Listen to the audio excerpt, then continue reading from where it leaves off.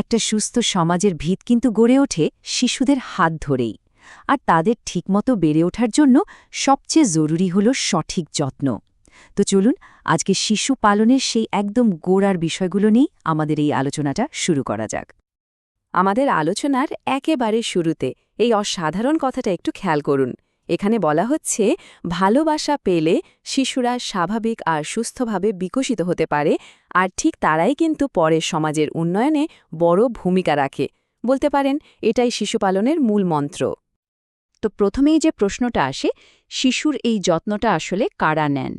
এই অংশে আমরা জানব কেয়ার গিভার বা যত্নকারী আসলে কারা, আর একটা শিশুর বিকাশে তাদের ভূমিকা ঠিক কতটা গুরুত্বপূর্ণ।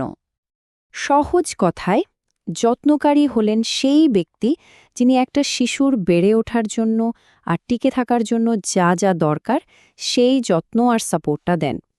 সাধারণত মা বাবাই তো প্রধান যত্নকারী হন, তাই না? কিন্তু এছাড়াও দাদা দাদি, নানা নানি, এমনকি ভাই বোন, শিক্ষক বা প্রতিবেশীরাও এই গুরুত্বপূর্ণ ভূমিকাটা পালন করতে পারেন।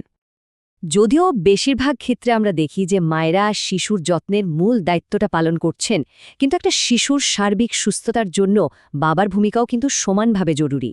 একজন বাবা শুধু বাচ্চার প্রয়োজনই মেটান না, তিনি তার জীবনে একজন বন্ধু আর পথপ্রদর্শকও হয়ে ওঠেন। চলুন এই ব্যাপারটাকে আরও ভালোভাবে বুঝতে একজন যত্নশীল বাবা আর একটা বাস্তব গল্প শোনা যাক। এই গল্পটা আমাদের দেখাবে যে বাবারা কিভাবে একটা বাচ্চার জীবনে দারুণ একটা পরিবর্তন আনতে পারেন। এই যে উক্তিটা দেখছেন, এটা সেই বাবার নিজের কথা। তিনি বলছেন, বাচ্চা যখন কাঁদে আমি ওকে কোলে তুলে অন্য ঘরে নিয়ে যাই, যাতে ওর মায়ের ঘুমটা না ভাঙে। আমি ওর সাথে কথা বলি, গান শোনাই, ভেজা কাঁথা পাল্টে দিই। ভাবুন তো, এই ছোট ছোট কাজগুলোই কিন্তু একটা সুন্দর আর মজবুত পারিবারিক সম্পর্কের ভিত্তি গড়ে দেয়। আর বাবা যখন শিশুর যত্নে এভাবে সরাসরি অংশ নেন, তার ফলাফল কি হয় জানেন? অসাধারণ। গবেষণায় দেখা গেছে ওই শিশুদের সামাজিক আর মানসিক বিকাশ অনেক বেশি মজবুত হয়। ওরা স্কুলে ভালো করে, ওদের আত্মবিশ্বাস বেড়ে যায়, আর নতুন কিছু শেখার গতিও কিন্তু অনেক দ্রুত হয়। আচ্ছা, এবার আমরা শিশুর বিকাশের ৩টা মূল স্তম্ভ বা পিলারের কথা বলবো। এই ৩টা জিনিস নিশ্চিত করতে পারলে একটা শিশুর বেড়ে ওঠার রাস্তাটা কিন্তু অনেক সহজ হয়ে যায়। প্রথম স্তম্ভটা হল পুষ্টি আর স্বাস্থ্য। দেখুন, একটা শিশুর জন্মের পর প্রথম ৬ মাস তার জন্য মায়ের দুধের চেয়ে ভালো আর কিছুই নেই। এরপর ৬ মাস বয়স থেকে মায়ের দুধের পাশাপাশি তাকে অন্যান্য পুষ্টিকর খাবার দেওয়া শুরু করতে হবে, আর যতদিন সম্ভব বুকের দুধ খাওয়ানো চালিয়ে যেতে হবে। দ্বিতীয় স্তম্ভটা হল খেলাধুলা আর শেখা। শিশু যখন কথা বলতে শেখেওনি, তখন থেকেই তার সাথে কথা বলা, গল্প করা বা গান শোনানোটা খুব জরুরি। এতে ওর মাথায় নতুন নতুন শব্দ জমা হয়। বয়স অনুযায়ী ওকে খেলতে দিলে ও কিন্তু খেলার মাধ্যমেই অনেক কিছু শিখে ফেলে, আর অন্য বাচ্চাদের সাথে মিশলে ওর সামাজিক দক্ষতাও বাড়ে। আর ৩ নম্বর এবং সবচেয়ে গুরুত্বপূর্ণ স্তম্ভটা হল নিরাপত্তা। শিশুর জন্য একটা নির্দিষ্ট রুটিন থাকা ভালো। ঘর আর ঘরের বাইরে ২ জায়গাতেই ওর জন্য একটা নিরাপদ পরিবেশ তৈরি করতে হবে। আর সব ধরনের দুর্ঘটনা বা নির্যাতন থেকে তাকে সুরক্ষিত রাখাটা তো আমাদের প্রধান দায়িত্ব। বিশেষ করে প্রতিবন্ধী শিশুদের ক্ষেত্রেও কিন্তু সমান যত্ন নিশ্চিত করতে হবে। তো যত্নকারীর কি কি করণীয় তা তো আমরা জানলাম। এবার চলুন বিষয়টা আরেকটু বড় আঙ্গিকে দেখি। জাতি, ধর্ম, বর্ণ এসবের ঊর্ধ্বে উঠে প্রত্যেকটা শিশুরই কিন্তু কিছু মৌলিক অধিকার আছে, যা নিশ্চিত করা আমাদের সবার দায়িত্ব। জাতিসংঘের শিশু অধিকার সনদ অনুযায়ী প্রত্যেকটা শিশুরই সুন্দরভাবে বেঁচে থাকার আর বিকশিত হওয়ার অধিকার আছে। এর মানে হলো সঠিক যত্ন, স্বাস্থ্যসেবা আর একটা নিরাপদ পরিবেশে বেড়ে ওঠার সুযোগ প্রত্যেকটা বাচ্চারই প্রাপ্য। কোনো রকম বৈষম্য করা চলবে না। সব শিশুর সাথেই সমান আচরণ করতে হবে।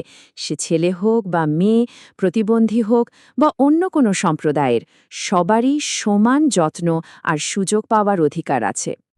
প্রত্যেকটা শিশুর শিক্ষা পাওয়ার অধিকার আছে।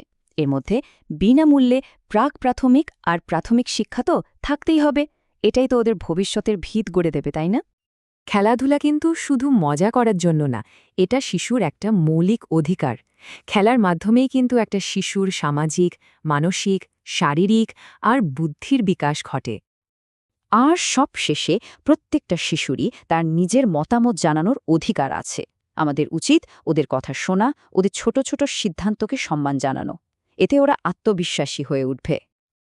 এখন আমরা একটা খুব সংবেদনশীল কিন্তু অত্যন্ত জরুরি বিষয় নিয়ে কথা বলবো। সেটা হলো শিশুকে নিরাপদ রাখা। এর মধ্যে যেমন দুর্ঘটনা প্রতিরোধ করা আছে, তেমনি সব ধরনের নির্যাতন থেকে তাকে সুরক্ষা দেওয়াও আছে। প্রতি বছর এমন অনেক ঘটনাই ঘটে যেখানে খুব সাধারণ কিছু দুর্ঘটনার কারণে শিশুরা মারাত্মকভাবে আহত হয়, এমনকি মারাও যায়। অথচ এগুলো কিন্তু একটু সচেতন থাকলেই আটকানো সম্ভব। যেমন আগুন বা গরম পানিতে পোড়া, পানিতে ডোবা, বিষাক্ত কিছু খেয়ে ফেলা বা উঁচু জায়গা থেকে পড়ে যাওয়া। এই ঝুঁকিগুলো সম্পর্কে আমাদের সবাইকে সতর্ক থাকতে হবে। এই স্লাইডটা খুবই গুরুত্বপূর্ণ।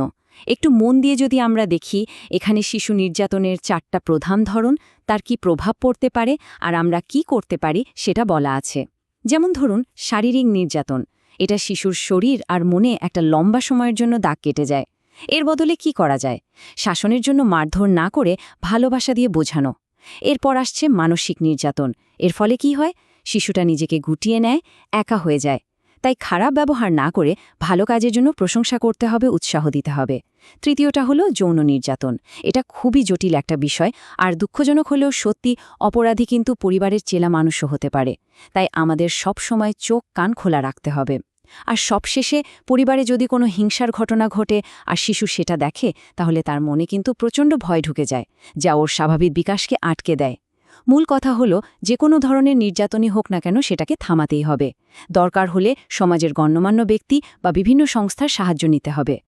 দেখুন, একটা শিশুকে সুরক্ষিত রাখাটা শুধু তার বাবা মায়ের একার দায়িত্ব নয়, এটা আমাদের সবার, পুরো সমাজের একটা সম্মিলিত দায়িত্ব।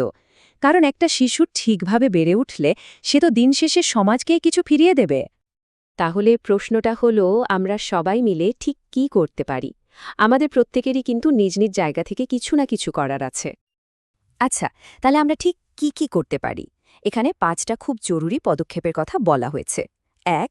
ছেলে আর মেয়ে শিশুকে সমান মনোযোগ, খাবার আর স্বাস্থ্যসেবা দিতে হবে। 2. শিশুদের মতামত শুনতে হবে, তাদের ছোট ছোট পছন্দকে গুরুত্ব দিতে হবে। 3.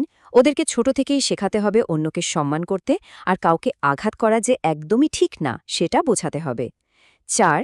যদি কোনো শিশুকে খুব চিন্তিত মনে হয়, তার সাথে কথা বলতে হবে, আর যদি নির্যাতনের কোনো সন্দেহ হয় তাহলে অবশ্যই ব্যবস্থা নিতে হবে। আর 5 নম্বর হলো, আমাদের বাড়ি আর আশেপাশের এলাকাকে শিশুদের জন্য পুরোপুরি নিরাপদ আর ঝুঁকিমুক্ত রাখতে হবে। আমাদের আজকের আলোচনা শেষ করার আগে একটা প্রশ্ন রেখে যেতে চাই। আপনার পরিবারে আপনার আশেপাশে যে শিশুরা আছে তাদের দিকে একটু খেয়াল করুন। তাদের অধিকারগুলো কি আসলেই নিশ্চিত হচ্ছে? এই ভাবনাটা আর এই প্রশ্নটাই হোক একটা সুন্দর ভবিষ্যৎ প্রজন্মের দিকে আমাদের সবার প্রথম পদক্ষেপ।